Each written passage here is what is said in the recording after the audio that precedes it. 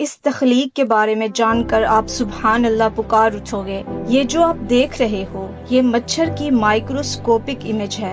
مچھر جو ایک معمولی کیڑا لگتا ہے، اللہ نے اسے ایک پرفیکٹ مشین کی طرح بنایا ہے۔ ایک چھوٹا سا سر جس میں آنکھیں 2 ہیں، لیکن ان آنکھوں میں سینکڑوں لینز ہیں جو ہر طرف علیحدہ علیحدہ گھوم سکتے ہیں، بالکل سیکیورٹی کیمروں کی طرح۔ یہی نہیں، قدرت نے اندھیرے میں شکار کے لیے اسے تھرمل ریسیپٹرز دیے ہیں، یعنی آپ کی باڈی کی حرارت سے آپ کو ڈھونڈ لیتا ہے۔ انسانی دل میں 4 چیمبر ہوتے ہیں، جبکہ مچھر کے نظر نہ آنے والے سائز کے دل میں 13 چیمبر ہیں۔ اس کی خون چوسنے والی سوئی انجینئرنگ کا شاہکار ہے، جس میں 6 بلیڈز ہیں، 4 شکار کی سکن کاٹنے اور خون کی شریانیں ڈھونڈنے کے لیے، جبکہ باقی 2 پائپ کا کام کرتے ہوئے جسم سے خون نکالتے ہیں۔ قدرت نے اس کے پنجوں کے اندر خاص طرح کے ہک بنائے ہیں تاکہ یہ خوراک کے سورس کے ساتھ آسانی سے اٹیچ ہو جائیں۔ تو کیا ایسی حیرت انگیز تخلیق خود ہی وجود میں آ گئی؟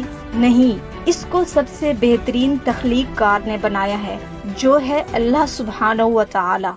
اللہ کے بنائے مچھر اگر پوری دنیا سے غائب ہو جائیں تو دنیا کا کیا حال ہوگا؟ مچھروں کے دنیا سے غائب ہوتے ہی پہلا ہفتہ ظاہری طور پر بہت پرسکون ہوگا۔ ملیریا کے کیس اور اس سے ہونے والی اموات یکدم کم ہو جائیں گی۔ دوسرا ہفتہ آتے ہی وہ جانور جو مچھر کو بطور خوراک لیتے ہیں بھوک سے مرنے لگیں گے، اور رات کے جانور دن میں انہی مچھروں کی تلاش میں ہر طرف نظر آنے لگیں گے۔ مچھروں کے غائب ہونے کے ٹھیک 1 مہینے بعد دریاؤں اور نالوں میں پانی زہریلا ہو جائے گا، کیونکہ یہ مچھر پانی میں اپنا لاروا چھوڑتے ہیں جو پانی کی گندگی صاف کرتے ہیں۔ مچھروں کے غائب ہونے کے کچھ مہینوں بعد ان شکاری جانوروں کی اموات میں کمی ہوگی جو مچھروں کے کاٹنے سے اپنی خاص عمر کے بعد مر جاتے ہیں۔ ان کی آبادی میں اضافہ ہوگا اور وہ شہروں کا رخ کریں گے۔ 1 سال بعد دنیا سے چاکلیٹ ختم ہو جائے گی، کیونکہ کوکا بینز کے پودے کو پولینیشن کے لیے مچھروں کی مدد درکار ہوتی ہے۔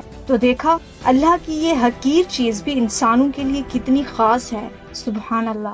اگر آپ کی آنکھ پھرپھراتی ہے تو اسے ہلکا ہرگز مت لینا۔ ہمارے ہاں اگر رائٹ والی آنکھ پھرپھرائے تو لوگ کہتے ہیں کچھ اچھا ہونے والا ہے، اور لیفٹ والی آنکھ پھرپھرائے تو بری خبر کی وجہ مانتے ہیں۔ لیکن ڈاکٹروں کے نزدیک یہ صرف جہالت ہے۔ میڈیکل سائنس میں اسے مایو کیمیا کہتے ہیں، اور یوں سمجھو آپ کا جسم یہ ایک طرح کا وارننگ الارم دیتا ہے۔ اس لیے اگر آنکھ پھرپھرائے تو فوری الرٹ ہو جائیں کہ صحت میں گڑبڑ ہے۔ عام طور پر یہ اعصابی کمزوری، ڈپریشن، انگزائٹی، نیند اور پانی کی کمی ہے، یا جسم میں کیفین کی زیادتی کی وجہ سے ہوتا ہے۔ کیا آپ کی آنکھ کبھی پھرپھرائی ہے؟ اور کیا آپ بھی اسے اچھی یا بری خبر آنے کا اشارہ سمجھتے ہو؟ کامنٹ میں ضرور بتائیے گا۔ Bye bye. بلی نبی کریم صلی اللہ علیہ وآلہ وسلم کا پسندیدہ جانور تھا۔ بلی پالنے کے حیرت انگیز فوائد ہیں جو سائنٹسٹ تسلیم کر چکے ہیں۔ بلی کے بالوں میں ڈپریشن کا علاج چھپا ہے۔ فرانسیسی تحقیق سے پتہ چلا ہے کہ بلی کی آواز میں ایسی لہریں ہیں جو جسم کی سستی اور تھکان کو ختم کرتی ہیں۔ اس کے علاوہ ہارٹ اٹیک کا خطرہ بھی ٹل جاتا ہے۔ جس گھر میں بلی ہو اس گھر کے لوگوں کو لگنے والے زخم جلد بھر جاتے ہیں۔ نبی کریم صلی اللہ علیہ وآلہ وسلم نے بتایا کہ بلی کا چہرہ تمام جانوروں سے زیادہ پاک ہوتا ہے۔ کیا آپ بتا سکتے ہیں نبی کریم صلی اللہ علیہ وآلہ وسلم کی پالتو بلی کا کیا نام تھا؟ مکھی کا لیبارٹری ٹیسٹ کرنے پر سائنسدان رسول اللہ صلی اللہ علیہ وآلہ وسلم کی کہی بات مان گئے۔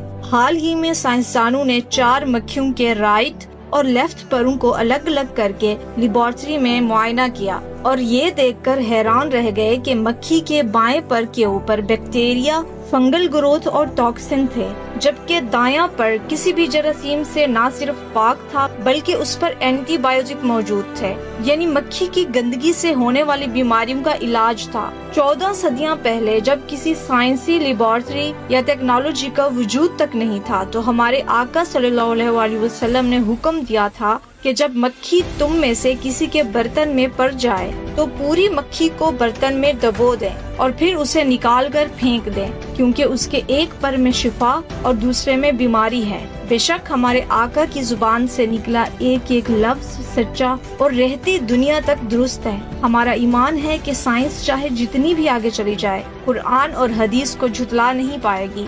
سبحان اللہ۔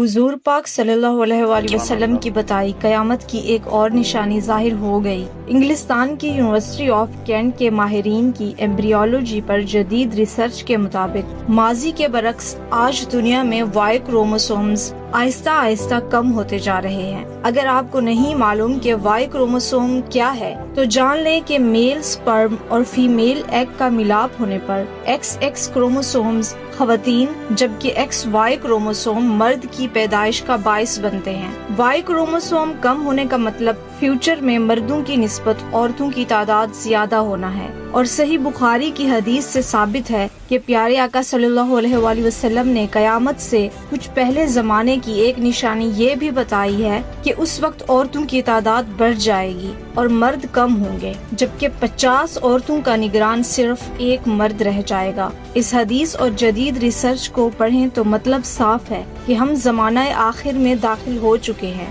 اللہ سے دعا ہے کہ ہمیں ایمان کی زندگی اور موت دے اور حشر کے دن بھی ایمان کے ساتھ اٹھائے، آمین۔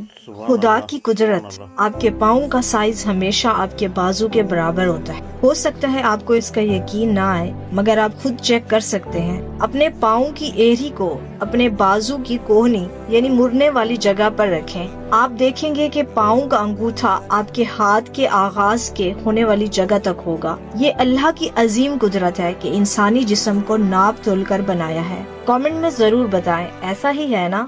چکن نگیٹس آپ خود بھی اور اپنے بچوں کو بھی اپنے ہاتھوں سے زہر دے رہے ہیں۔ مشہور امریکن یونیورسٹی کی تحقیق نے ان چکن نگیٹس کا پول کھول دیا۔ ان کے مطابق ان چکن نگیٹس میں 50% سے زیادہ انتہائی غیر معیاری چربی، گندی آنتڑیاں اور پسی ہوئی ہڈیاں ڈالی جاتی ہیں۔ یہ رپورٹ سائنسی journal the American journal of medicine میں بھی چھپی ہے۔ چکن نگیٹس کینسر جیسے مرض کو بڑھاوا دیتے ہیں۔ اسپیشلی آٹزم کا شکار بچے ان چکن نگیٹس کو کھانے سے زیادہ متاثر ہو سکتے ہیں۔ کیا آپ بھی سمجھتے ہیں یہ باتیں بالکل درست ہیں یا بس ایسے ہی؟ آپ کے فنگر پرنٹس بتاتے ہیں کہ اللہ کتنا بڑا ہے۔ انسان کی انگلیوں کے نشان اس وقت بننا شروع ہو جاتے ہیں جب وہ ماں کے پیٹ میں 4 مہینے کا ہوتا ہے۔ ان فنگر پرنٹس کو بھی DNA ہی ترتیب دیتا ہے۔ حیران کر دینے والی بات یہ ہے کہ یہ انگلیوں کے نشان دنیا کے ہر انسان بلکہ آپ کے سگے ماں باپ سے بھی مختلف ہوتے ہیں۔ یعنی انسان کو پیدا کرنے والا اللہ اتنی طاقت والا اور بڑا ہے کہ وہ اربوں خربوں کی تعداد میں موجود مخلوقات کی انگلیوں کے نشانوں کے ایک ایک ڈیزائن سے واقف ہے، اور دنیا میں آنے والی ہر ذی روح کو بالکل نیا اور مختلف ڈیزائن دے کر بھیجتا ہے۔ کمال تو یہ ہے کہ جلنے یا کٹنے پر بھی یہ انگلیوں کے نشان واپس اسی انداز میں آتے ہیں جن میں ایک ڈاٹ کا بھی فرق نہیں آتا۔ بے شک اللہ ہی ہے جو ہر چیز کا خالق اور مالک ہے۔ وضو کرتے ہوئے بڑا گناہ جو اکثر لوگ کر جاتے ہیں لیکن انہیں معلوم نہیں۔ مسلمان نمازوں کے لیے وضو کا اہتمام کرتے ہیں۔ بعض اوقات عین جماعت کے وقت مسجد پہنچا جاتا ہے، یا ویسے ہی آج کل کے تیز رفتار دور میں ہر کام جلدی جلدی نمٹانے کے چکر میں انجانے میں ایک بڑے گناہ کا ارتکاب کر بیٹھتے ہیں، اور وہ ہے ایڑیوں کو اچھی طرح نہ دھونا۔ یہ اتنا بڑا گناہ ہے کہ جہنم کے عذاب کی وعید سنائی گئی۔ صحیح مسلم میں حدیث ہے کہ صحابہ پیارے آقا صلی اللہ علیہ وآلہ وسلم کے ساتھ مکہ سے مدینہ واپس آئے۔ راستے میں پانی کے ایک مقام پر لوگوں نے عصر کے وقت وضو کرتے ہوئے جلدی کی۔ آقا صلی اللہ علیہ وآلہ وسلم ان کے پاس پہنچے تو ان کی ایڑیاں سفید خشک دکھائی دے رہی تھی، مطلب انہیں پانی نہیں لگا تھا۔ تو آپ صلی اللہ علیہ وآلہ وسلم نے فرمایا، ایڑیوں کے لیے آگ کا عذاب ہے، مکمل وضو کرو۔ ترمذی شریف میں بھی حدیث موجود ہے کہ آقا صلی اللہ علیہ وآلہ وسلم نے فرمایا، ایڑیوں کے دھونے میں کوتاہی برتنے والوں کے لیے خرابی ہے، جہنم کی آگ ہے۔ اللہ ہمیں پیارے آقا صلی اللہ علیہ وآلہ وسلم کی خواہش کے مطابق نماز پڑھنا اور صحیح وضو کرنا نصیب فرمائے، آمین۔ بلی نبی کریم صلی اللہ علیہ وآلہ وسلم کا پسندیدہ جانور تھا۔ بلی پالنے کے حیرت انگیز فوائد ہیں جو سائنٹسٹ تسلیم کر چکے ہیں۔ بلی کے بالوں میں ڈپریشن کا علاج چھپا ہے۔ فرانسیسی تحقیق سے پتہ چلا ہے کہ بلی کی آواز میں ایسی لہریں ہیں جو جسم کی سستی اور تھکان کو ختم کرتی ہیں۔ اس کے علاوہ ہارٹ اٹیک کا خطرہ بھی ٹل جاتا ہے۔ جس گھر میں بلی ہو اس گھر کے لوگوں کو لگنے والے زخم جلد بھر جاتے ہیں۔ نبی کریم صلی اللہ علیہ وآلہ وسلم نے بتایا کہ بلی کا چہرہ تمام جانوروں سے زیادہ پاک ہوتا ہے۔ کیا آپ بتا سکتے ہیں نبی کریم صلی اللہ علیہ وآلہ وسلم کی پالتو بلی کا کیا نام تھا؟ کیا ہوگا اگر خدا ہم سے سورج چھین لے؟ گرمیوں میں سبھی سورج کی تپش سے بہت تنگ ہوتے ہیں اور کچھ دیر کے لیے بادل سورج کو ڈھانپ لیں تو سب بہت خوش ہوتے ہیں، لیکن کبھی سوچا ہے کہ اگر سورج مستقل غائب ہو جائے تو کیا ہوگا؟ سب سے پہلے تو سورج غائب ہونے کے ٹھیک 8 منٹ بعد زمین اندھیرے میں ڈوب جائے گی، کیونکہ سورج کی روشنی زمین تک 8 منٹ میں ہی پہنچتی ہے۔ سورج کے بجھنے پر ہمیں چاند نظر آنا بھی بند ہو جائے گا، کیونکہ سورج کی روشنی ہونے سے ہمیں رات کو چاند دکھائی دیتا ہے۔ سورج غائب ہونے کے چند گھنٹے بعد زمین کا ٹمپریچر کم پڑنا شروع ہو جائے گا۔ سورج کی کرنیں نہ ہونے کی وجہ سے پودوں میں فوٹوسنتھسس کا عمل بند ہو جائے گا اور سارے درخت پودے ختم ہو جائیں گے۔ سورج کے بجھنے کے چند دن میں زمین کا ٹمپریچر مائنس میں چلا جائے گا اور زمین پر موجود سارا پانی فریز ہو جائے گا۔ دھیرے دھیرے سارے انسان اور جانور مر جائیں گے اور یہ زمین کچھ دنوں میں ایک برف کے گولے میں تبدیل ہو جائے گی۔ تو اے انسان، اللہ کی بنائی ہر چیز کی قدر کر اور ہر وقت شکر کی حالت میں رہ۔ اگر آپ کے گھر بھی نان اسٹک توے یا برتن ہیں تو ایک بار دیکھ لو۔ امریکہ میں جنگی سامان اور ٹینکوں کو زنگ لگنے کا مسئلہ سامنے آیا تو لیبارٹری میں ایک کیمیکل تیار کیا گیا جسے شروع میں ٹینکوں کے اوپر واٹر پروف کوٹنگ کے لیے لگایا گیا۔ پھر کچھ کمپنیوں کو خیال آیا کہ صرف جنگی سامان ہی کیوں، اسے کچن کے برتن پر کیوں نہ استعمال کیا جائے تاکہ سالن وغیرہ نیچے نہ لگے۔ چنانچہ انہوں نے ایک کوٹنگ بنائی جسے نان اسٹک ٹیفلون کا نام دیا۔ لیکن ایک چیز دنیا سے چھپائی گئی کہ جو ورکرز یہ نان اسٹک کوٹنگ تیار کرتے تھے وہ کینسر کا شکار ہونا شروع ہو گئے۔ کمپنیوں نے ریسرچ کے لیے ٹیفلون ڈسٹ اور سموک کے ساتھ بندر اور پریگننٹ چوہوں پر تجربے کیے تو وہ یا تو مر گئے یا اب نارمل جسامت کے بچوں کو جنم دیا۔ کمپنیوں نے پروڈکشن لائن سے خواتین کو ہٹا دیا مگر وجہ کسی کو نہ بتائی۔ اب یہ تو کہا جاتا ہے کہ نان اسٹک کوٹنگ والے برتن ہلکی اور درمیانی آنچ پر پکانے کے لیے محفوظ ہیں، لیکن کیا معلوم کہ یہ بھی آدھا سچ ہو اور آدھا سچ چھپایا جا رہا ہو۔ اس لیے جتنا ممکن ہو سکے نیچر کے قریب رہیں اور مٹی کے برتن استعمال کریں۔